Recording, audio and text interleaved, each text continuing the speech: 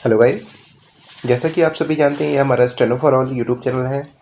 व नियमित क्लास के लिए आप हमारी वेबसाइट www.stenoforall किसी भी गति हिंदी या इंग्लिश 80 से लेकर 40 शब्द प्रति मिनट गति से लेकर 80, 100, 120, 140, 160 किसी भी गति के लिए आप हमारी वेबसाइट पर डिक्टेशन लिखने के पश्चात 100% मूल्यांकन अपनी गलतियों का कॉपी का प्राप्त कर सकते हैं। तो सभी 80 शब्द प्रति मिनट की गति के लिए तैयार हो जाइए। उसके पश्चात जो दूसरी डिक्टेशन हमारी इसी समय लगातार कंटिन्यू 2 डिक्टेशन होती हैं। जो दूसरी डिक्टेशन होगी वो 90 शब्द प्रति मिनट की गति पर होगी। तो 80 और 90 शब्द प्रति मिनट की गति के लिए तैयार हो जाइए। रेडी।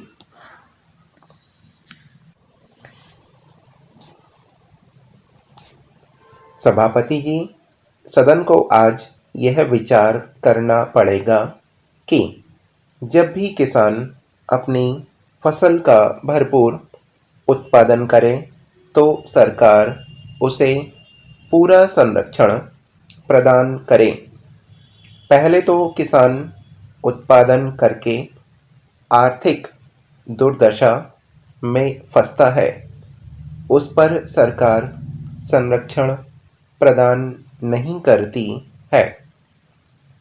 दुनिया के हर देश में चाहे माल समुद्र में फेंक दिया जाए, किसान का आर्थिक शोषण वहाँ सहन नहीं किया जाता है, लेकिन यहाँ अधिक पैदा करने पर उसकी आर्थिक दुर्दशा हो जाती है। उसका विपरीत असर यह पड़ता है कि आने वाले समय में उत्पादन कम हो जाता है। और गन्ने का एक उदाहरण देना चाहूँगा। 1991 में जब गन्ना किसान की आर्थिक दुर्दशा हो गई, उस समय सरकार चीनी का निर्यात कर रही थी। सरकार की आर्थिक तंगी के कारण किसान का फसल चक्र बिगड़ जाता है, तो उत्पादन गिर जाता है। 1994 में इस देश को फिर चीनी का आयात करना पड़ा था। चीनी का ही मामला नहीं है, हर तरफ यही मामला है। इसे रोकना होगा। अभी प्याज के मामले में महाराष्ट्र में आंदोलन चला था। 1994 में प्याज सड़ गया, जिससे प्याज के भाव काफ़ी ऊंचे हो गए। इसका क्या कारण है? जिस वर्ष किसान अपनी फसल का बहुत अधिक उत्पादन करता है, उस साल अगर सरकार उसका संरक्षण कर उसका आर्थिक शोषण रोक दे, तो यह देश कहीं का कहीं चला जाएगा। इससे किसान को न आत्महत्या करने की ज़रूरत पड़ेगी और किसान की उपज का हर वर्ष निर्यात भी होगा। देश की आर्थिक अर्थव्यवस्था को किसान ही बदल सकता है। क्या राज्य सरकारें पहले टैक्स नहीं लेती थीं?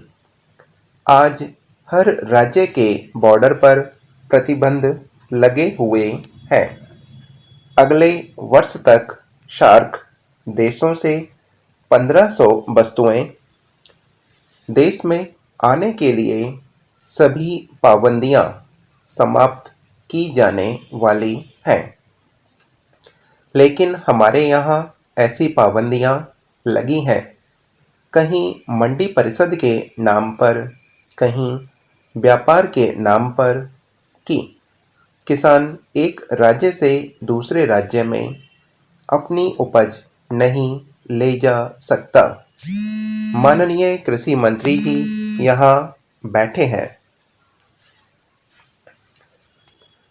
मैंने अधिनियम 177 के अधीन एक विषय उठाया था कि किसान को अपनी उपज तथा उस पर आधारित उत्पादों को पूरे भारत में लेकर जाने की स्वतंत्रता होनी चाहिए। उत्तर में माननीय मंत्री जी ने कहा कि जम्मू कश्मीर, पश्चिम बंगाल और आंध्र प्रदेश में पान को छोड़कर सभी जगह स्वतंत्रता है। मुझे ऐसा कभी नहीं लगता कि हमारे उद्यमी निर्णय करने में किसी से कम कुशल हैं।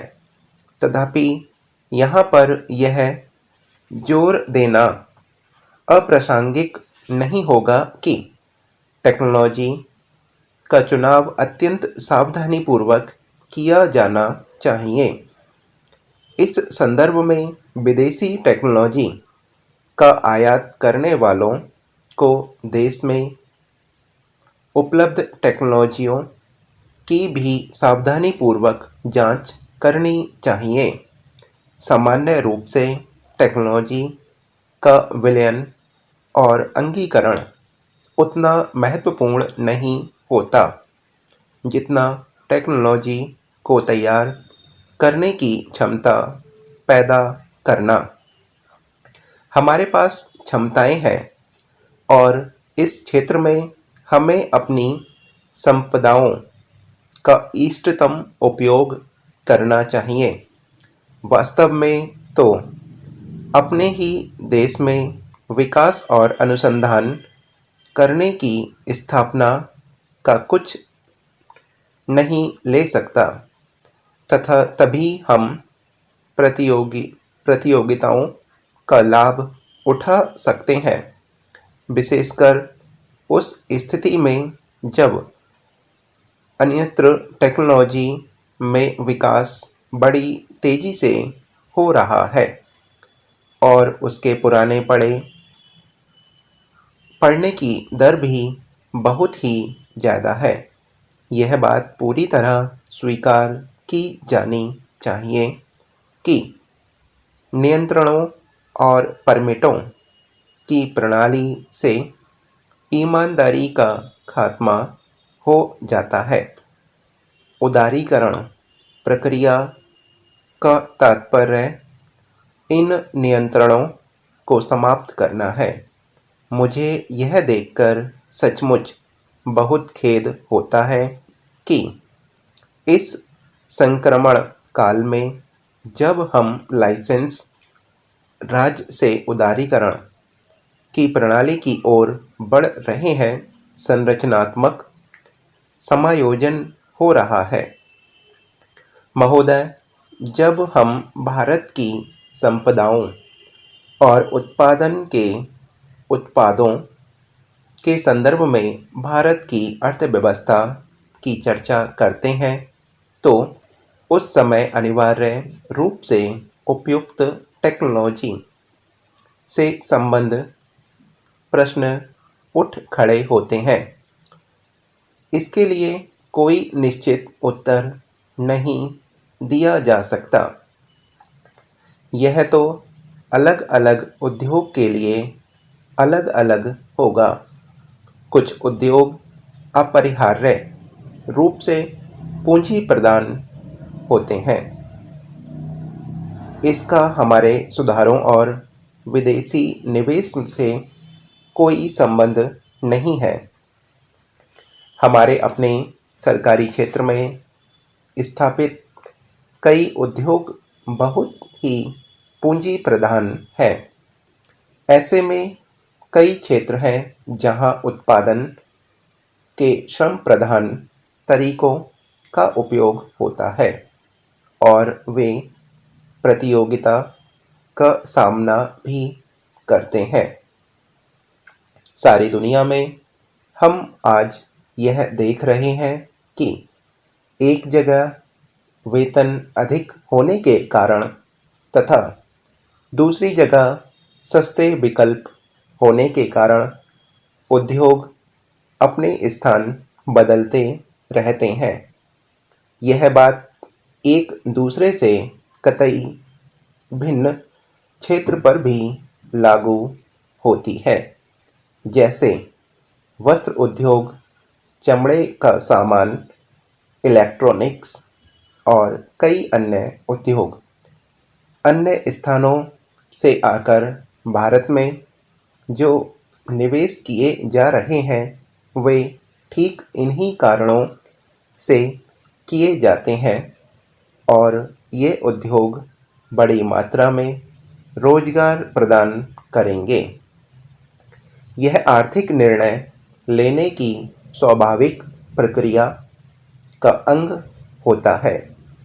ऐसा सोचना अनुभवहीनता ही कहा जाएगा कि भारत में पूंजी प्रधान उद्योगों की स्थापना लोग जानबूझकर कर रहे हैं, बिना इस बात पर विचार किए कि दोनों देश में अपेक्षित मूल्य और हमारे सुस्थापित तुलनात्मक लाभ क्या है।